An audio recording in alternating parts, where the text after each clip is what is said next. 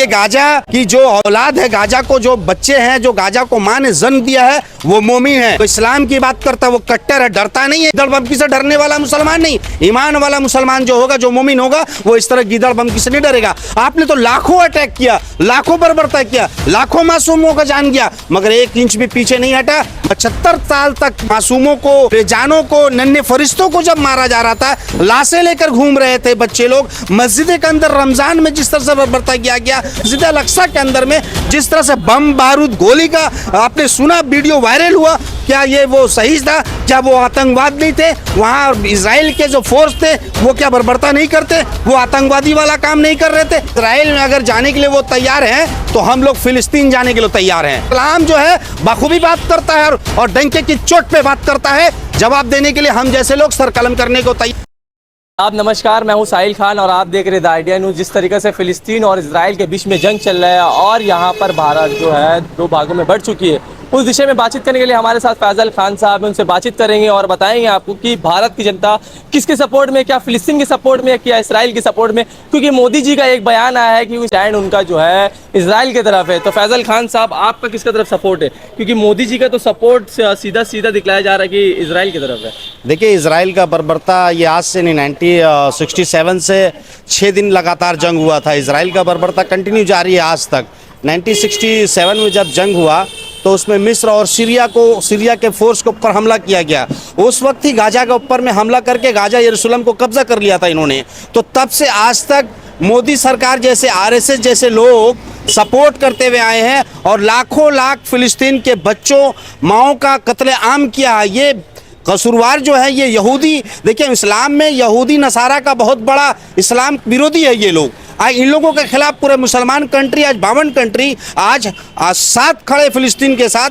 जैसे जानते हैं यमन ने जिस तरह से हमला किया है, लेबनान ने जिस तरह से सपोर्ट में आए हैं और जिस तरह से इसराइल के ऊपर हमला किया गया है, तो ये कुछ भी नहीं है। लाखों लाख बेकसूर जो मारे गए, बेगुनाह जो मारे गए, उसके लिए कोई कंट्री क्यों नहीं बोला था इतने साल तक, 75 साल तक? आज अगर एक हमला किया है तो ये हमला जायज है। अगर आप 10 बार मुझे मारेंगे, 100 सुनार का मारेंगे, तो हम लोग 1 लोहार का मारने का काम करेंगे। तो इसी पर यह जवाब है। अगर इस पर भी नहीं सुनाई हुआ तो आने वाला वक्त में बड़ा आंदोलन होगा और इसका जवाब हम लोग देंगे। मोदी सरकार हो चाहे कंट्री के कोई भी लोग हो, उनको जवाब देने का काम हम लोग करेंगे। मगर यूएई और अमेरिका तो इसको टेररिस्ट बताया जा रहा है, हमास का जो ग्रुप है। देखिए, टेररिस्ट जब 75 साल तक मासूमों को, बेजानों को, नन्हे फरिश्तों को जब मारा जा रहा था, लाशें लेकर घूम रहे थे बच्चे लोग। मस्जिद के अंदर रमजान में जिस तरह से बर्बरता किया गया, मस्जिद के अंदर, मस्जिद अल-अक्सा के अंदर में जिस तरह से बम बारूद गोली का आपने सुना, वीडियो वायरल हुआ, क्या ये वो सही था? क्या वो आतंकवाद नहीं थे? वहाँ इजराइल के जो फोर्स थे वो क्या बर्बरता नहीं करते? वो आतंकवादी वाला काम नहीं कर रहे थे? उस पर सवाल खड़ा क्यों नहीं होता है? सवाल मासूम के खून जब था, मासूम बच्चे तड़प रहे थे, मासूम जब बोल रहे थे कि मैं मरने के बाद अल्लाह को गवाही दूंगा और अल्लाह को बताऊंगा जाकर कि हमारे साथ किस तरह से बर्बरतिया हुआ, उस वक्त क्या मोदी सरकार सो रही थी, नींद की गोली खा रही थी? तो सबका साथ, सबका विकास बात करने से सिर्फ नहीं होगा। देश का हालात सिर्फ देखिए पहले, उसके बाद दुनिया की बात कीजिए। देश में हालत बद से बदतर है। 2024 का सियासत बंद करें। और जिस तरह से देखा आपने, फिलिस्तीन कमजोर देश है, उसका समर्थन में कांग्रेस सरकार बखूबी उतरी है और मैं राहुल गांधी को समर्थन करता हूं कि ऐसे कमजोर के साथ आप खड़े हैं तो देश राहुल गांधी के साथ खड़ा है। मगर मोदी जी ये कह रहे हैं कि हम मजलूमों के साथ खड़ा हो गए, क्योंकि आज से कुछ दिन पहले भी एक बार और फिलिस्तीन के ऊपर जब हमला हुआ था तो मोदी जी का बयान था फिलिस्तीन के साथ स्टैंड है वो। मगर आज जो है ये जो इसराइल के अंदर जो हमला हुआ, हमास ने जो 5000 रॉकेट जो दी, वहाँ पर कुछ सिविलियंस के ऊपर जो मौत हुई, 2000 लगभग सिविलियंस का मौत हो गया। तो मोदी जी ये कह रहे हैं कि जो आम पब्लिक के ऊपर हमला हुआ, इसलिए हम लोग इसराइल के साथ खड़े होकर। देखिए, ईरान, टर्की, सऊदी अरब, लेबनान, जिस तरह से इतने सारे कंट्री, कहीं ना कहीं आप जिस तरह सपोर्ट मिल रहा है फिलिस्तीन को, उनके बारे क्या कहेंगे? तो उनका साफ स्टैंड है कि आप लाखों लाख मासूम बच्चों और बेकसूर को जो मारा, उस पर मोदी सरकार क्यों नहीं कहना चाहती?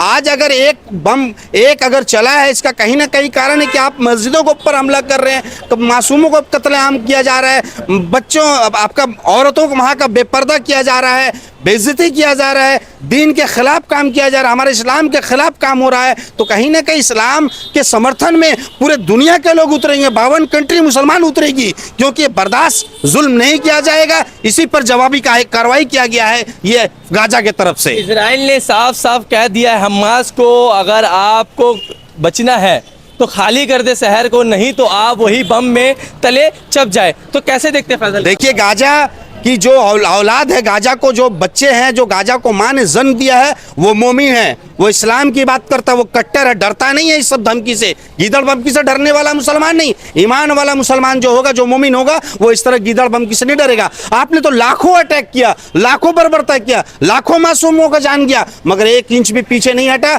मतलब इस्लाम और मोमिन का हक का बात करने वाला वो गाजा के बच्चे और गाजा के यंग जनरेशन है, जो कहीं ना कहीं यहूदी से लोहा लेने का लिए तैयार हैं।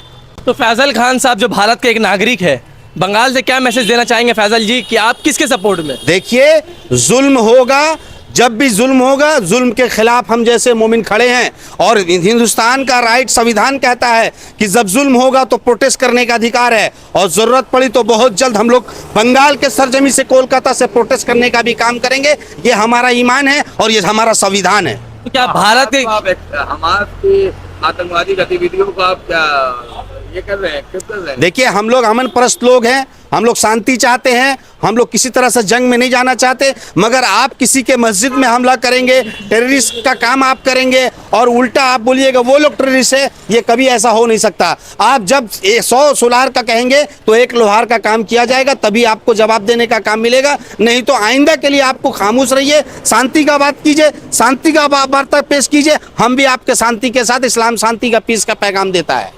आप आज फिलिस्तीन का बच्चों का मिसाल दे रहे हैं, कुछ दिन पहले इजराइल के बच्चे मारे गए थे, तब आप लोग कहाँ थे? देखिए, इजराइल के जो मासूम बच्चों के जान, उसके साथ संपत्ति हमारा है, मगर आप लाखों बार हमला किए हैं, तो अगर एक बार उसका किया है तो कहीं ना कहीं अंडरस्टैंडिंग में आइए। आप उसकी जमीनों को छोड़िए, आप उसका जमीन फिलिस्तीन का, गाजा का क्यों कब्जा किए हुए? आप तो जंग लेना चाहते हैं। आप मस्जिद में, फिलिस्तीन में मस्जिद अक्सा में आप यहूदी की फोर्स, इसराइल की फोर्स ढुक करके बम बारूद क्यों करती है? आप गोली क्यों चलाते हैं? बेपनाह बेकसूर औरतों को पर हमला क्यों करते हैं? आप किस तरह से हथकड़ी लगाते हैं, किस तरह से जुल्म करते हैं? सोशल मीडिया में तमाम लोग देखे हैं, तो क्या वो सही था? तो इस तरह से ना करें। अगर बार बार अगर इस तरह से हमला कीजिएगा तो जवाब आपको मिलेगा जरूर। मगर क्या फैजल खान साहब भारत के खिलाफ जाएंगे? एक तरफ तो मोदी जी कह रहे इजराइल के सपोर्ट में, तो क्या भारत के नागरिक मोदी के खिलाफ जाएंगे? क्या भारत के खिलाफ जाएंगे? देखिए, मोदी कोई भारत वाली मोदी से बात, मोदी सरकार पॉलिटिक्स कर रही है, वोट बैंक की पॉलिटिक्स कर रही है, उस हिसाब से बात कर रही है। अगर मोदी साहब अगर भारत का फेवर में है, तो क्या राहुल गांधी भारत के अगेंस्ट क्या बोल रहे हैं? क्या नहीं, वो जो जुल्म हो रहा है उसके खिलाफ बात हो रहा है। मोदी साहब और राहुल गांधी यहाँ हिंदुस्तान की पॉलिटिक्स 2024 की राजनीति है, उसमें मैं नहीं जाना चाहता। मैं बात करूंगा एक हिंदुस्तान के नागरिक और संविधान के हिसाब से बात करूंगा। संविधान जो हमको इजाजत देता है अपनी बात रखने का, तो फैसल खान खुद अपनी बात रखता है। स्टैंड क्लियर है कि आप लाखों बार जुल्म ना करें, हजारों बार जुल्म ना करें, आपका ऊपर दोबारा जवाब नहीं दिया जाएगा। तो आप शांति से आए, पेश शांति का पैगाम दें। हम शांति के साथ अमन परस्त लोग हैं, इस्लाम का तरीका उस पर आप आए, और अगर दोबारा हमला किया और बार बार हमला करने की कोशिश कीजिएगा तो जवाब जरूर मिलेगा इस्लामिक तरीके से। बार बार 2024 का पॉलिटिक्स का आप जिक्र कर रहे हैं, तो ये इजराइल से तो समर्थन देकर जो है 2024 में पॉलिटिक्स का क्या फायदा होने वाला है मोदी सरकार? देखिए, आपके मीडिया ही नहीं, गोदी मीडिया आप तो नहीं है शायद, पर मोदी का जवाब आप मांगा तो मैं तो राहुल गांधी का मिसाल दूंगा। आपने अगर आपको गाजा का बात करना, फिलिस्तीन का, इसराइल का बात करना है, क्या फायदा है 2024 में हिंदुस्तान को? देखिए, कहीं ना कहीं हिंदू वोट बैंक का यहाँ पे साधने का एक तरीका है मोदी गवर्नमेंट का, जो वोट फिसल रहा है। कहीं ना कहीं मनी का मामला है, कहीं ना कहीं बड़ा फंडिंग का मामला है। 24 में इलेक्शन का बहुत बड़ा प्रोपेगेंडा है, इसीलिए मोदी गवर्नमेंट फंड स्टैंड ली। तो इसराइल में अगर जाने के लिए वो तैयार हैं, तो हम लोग फिलिस्तीन जाने के लिए तैयार हैं। इस्लाम जो है बखूबी बात करता है और डंके की चोट पे बात करता है। जवाब देने के लिए हम जैसे लोग सर कलम करने को तैयार।